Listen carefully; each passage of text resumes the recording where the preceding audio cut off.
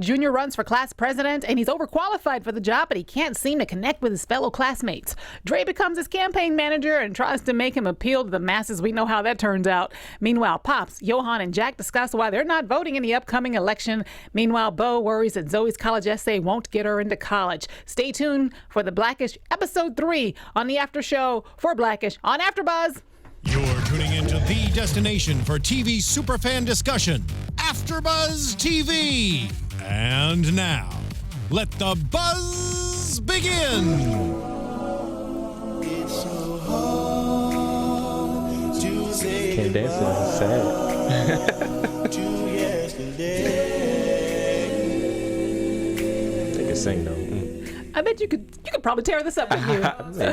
Maybe. Yes, the Johnsons, Dre specifically, saying goodbye to Obama in this episode. Hey everybody, I'm Stacey Newsome. Welcome to the Blackish After Show, and you can keep up with me on Twitter and Instagram at the Stacey Newsome. I'm joined by my co-host here, Renaissance man DeAnJilo. Wow, I'm the Renaissance man. Yes, now. you Okay. are. All right, yeah, my name's DeAnJilo. Follow me at DeAnJilo TV on Twitter and at DeAnJilo on Instagram. That's DeAnJilo. Second straight episode where they really tackle the big issue. Yes, they it. did. Yeah. Oh, by the way, guys, while you're watching and interacting, make sure you hashtag ABTV Blackish, and don't forget to like and subscribe on any of the platforms available to follow us. You can download us on iTunes. You can watch us on YouTube or Facebook, or just go to our website, AfterBuzzTV.com. So yes, shades of our current presidential campaign happening in episode 3, titled 40 Acres and a Vote. The title, of course, in reference to the 40 acres and a mule promise to freed slaves. That never happened. But anyway, Dre is mourning Obama leaving office, and he kind of makes up for it by helping Junior hopefully win his class presidency. And we know that does not happen because Junior's just not that cool. No, he couldn't. He tried to build his son. He always tries to do this. He builds his son to be who he is not to be, and it only really works out ever when he is himself. So and we kind of saw that. Yes, and so that worked out. But gosh, the way they got to that point, though, he tried to get Junior to dress cool, go to the hip hop route, and be like the cool black guy. What'd you think about that whole scene when he outs himself, when he drops his phone, and we hear 10 Million Fireflies playing? Well, I think their struggle is always how different they are from each other. It's Yeah. funny because he has his father's name, but they are probably just complete opposites. So they always have growing pains with their work processes. But I think this was pretty much the apex of that, just like him trying to make him use white guilt and trying to make him dress super cool, and it just didn't even seem like him at all. Yes. Okay. So Junior's way, though, was to go the pantsuit route, and he, unbeknownst, shows up in a women's pantsuit that's ill-fitting, and he realizes he's been Hillaried. That was a very funny line. It shows how out of touch he was, but it kind of a lot of his incidents and a lot of things in the episode kind of was parallel to the elections or from previous elections and this election. So it was really interesting. Yeah, it was really interesting, especially when they got to the part with the white guilt. Okay, so this is Charlie's idea at the office. Charlie always comes up with the off-the-wall ideas. And this one, actually, it can work in certain circumstances to white guilt the class into voting for him. Let me ask you something, DeAnJilo. Okay, so you're a black man, I'm a black woman. Let me ask you, you ever used the white guilt? Have I ever used the to get white what you guilt? wanted? No, I think for me I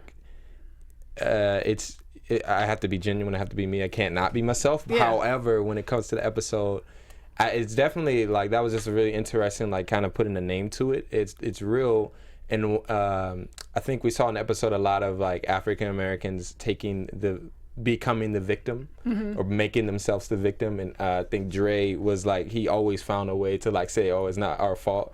So, which is really interesting. It kind of pointed out that kind of contradiction and that kind of that reality, because that definitely exists for sure. Oh yeah. Well, Yeah. a lot of people claim that Obama was elected due to white guilt. Yeah, which you can't take it too far. So, but how about yourself? Have you ever white guilted someone to get something? I'm sure I have. I just don't think I've consciously done it. I don't know that when Zoe did her essay or whatever, she emphasized things in a certain way. I think definitely when you write your, I I got into college and you had to write your essay. You emphasize certain things to give a storyline because that's what colleges are looking for. Right. They want a storyline to sell and say, oh, we got this type of student. So right. definitely did that for sure. I guess if that's why good, I've never thought about it like that, but then it is.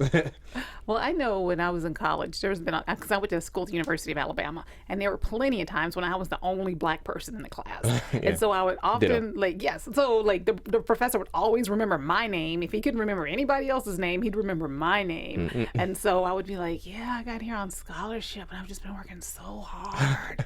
And then he'd be like, okay, extra credit, yeah. Thanks. So. Yeah. That's true. Some classes that I had to work through, you just kind of have those conversations, and it's like, oh, I have to send money home. I have to work a lot, which is true. Yes. And it's just kind of it just kind of, oh, that is white good. Wow. Yeah, I guess I have. I just learned something today. Yeah. So I guess in Dre's mind, it's a card, so play it, right? Yeah. Why not? Hey guys, I just learned that. Wow, that's really true. That's so DeAnJilo true. has learned something about himself today. Now, meanwhile, we've got Ruby, who Ruby's an interesting character. Okay, so Ruby, she has blind faith. Without question. And here we learned she has another blind obligation. She blindly votes Democratic regardless of the fact that her beliefs are actually Republican. Well, I think that is that is really, and it's obviously it's playing on a stereotype, but you see that a lot in African American culture, especially with the older generation, like her age group. Yeah.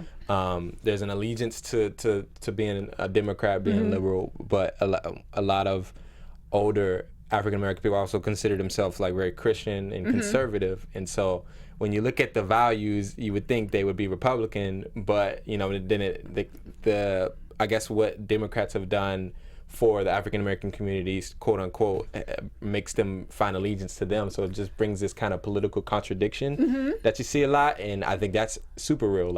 Her character always kind of shows that contradiction, and it was perfect. Interestingly enough, I mean, the parties were switched in their values at the beginning of history. The Republicans were the party that actually freed the slaves. Republican, that's the party of Lincoln, and the Democrats were the ones who were still trying to keep things down. So the fact that the values have switched, it's really strange. I can't even explain it, but yeah, I know people personally who voted for Obama just because he's black. Not that there's anything wrong with that, but it kind of is. But do you know people? Samuel L. Jackson has admitted in the media that he voted for Obama just because he's black. Well, I think when it comes to politics in general, there's a heavy aspect of likability from your politician.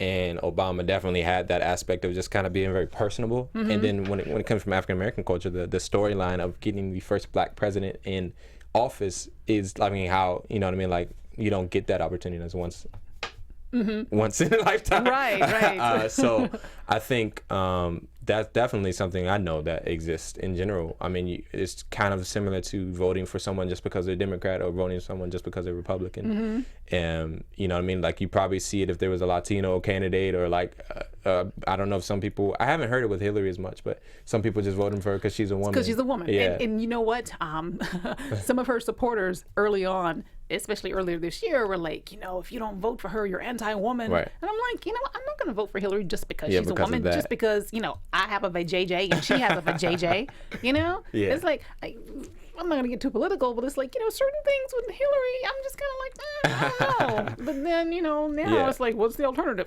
Okay, so we both have vajayjays. Okay, a sister. Okay, sister. Cool, connection there. All right, cool.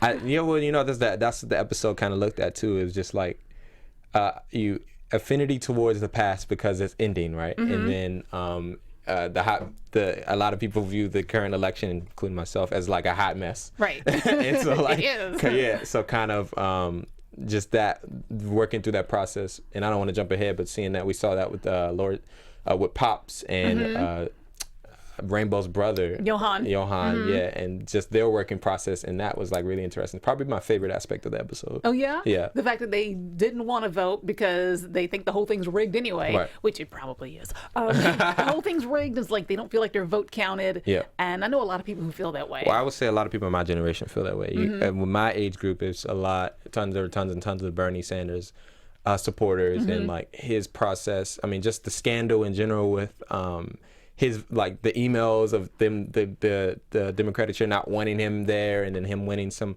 not getting as many electoral votes and stuff like that. Just that process like made people feel very angry with the political process. Disenfranchised. Yeah, absolutely. So I think we saw that with Johan. He was kind of the super liberal character. And you have people like Pops who like he didn't have allegiance to anyone because he has no faith in the political system in general. So I think there's a very large population of people like that. Right. So that was kind of cool to hear a voice in that. But then at the end, they're inspired by the First Lady herself, Michelle Obama. Yeah. By her encouraging people to get off the couch because the way to change is not to just hang back and watch from the sidelines. Right. And so they were like everything is resolved in 20 minutes or less. Again, if only life worked like that. I know. So nice. Oh, well, yeah. And at the end there, what was cool about that is that we know that happened in the Democratic, like at the big party election where Hillary was anointed as the representative as a Democrat. But they weren't saying vote for Hillary. They used Michelle Obama's speech to encourage people to do something in regards to voting towards an election. Yes, which is cool. I can relate. I can relate to that because me personally, I don't have any like I don't see either one of them as very positively. You know what I mean? And obviously that's what happens. You have two candidates that nobody likes. Yeah, I mean, and then obviously there's more than two candidates. But at the end of the day, from a media standpoint, from an attention standpoint, they're the realistic like candidates to win. So to see that, because we see Michelle Obama, I think many people see Michelle Obama in a really positive light. So I think when a lot of people saw that moment, seeing her speak really did affect them. You know what I mean? And even Barack Obama's speech as well. So like that was really cool to see a conclusion like that. Yes. So and we got the other storyline resolved as far as Junior winning the election just by being himself. Which was great. He decided to stay in because again, if only life really worked like that. I know. He stayed in it because he saw his opponent being rude to the janitor. Right. He saw entitlement, and he's like, "That's not right." Right. So if only entitlement wasn't encouraged. So awesome! Wow, we were able to get through this episode pretty quickly. Thank goodness. Well, listen, what are your predictions? Predictions for this. Oh yeah, I forgot about this. Now your AfterBuzz TV. I forgot about that. Predictions. I really hope they continue to tackle big, thicker issues, especially since it's a network show.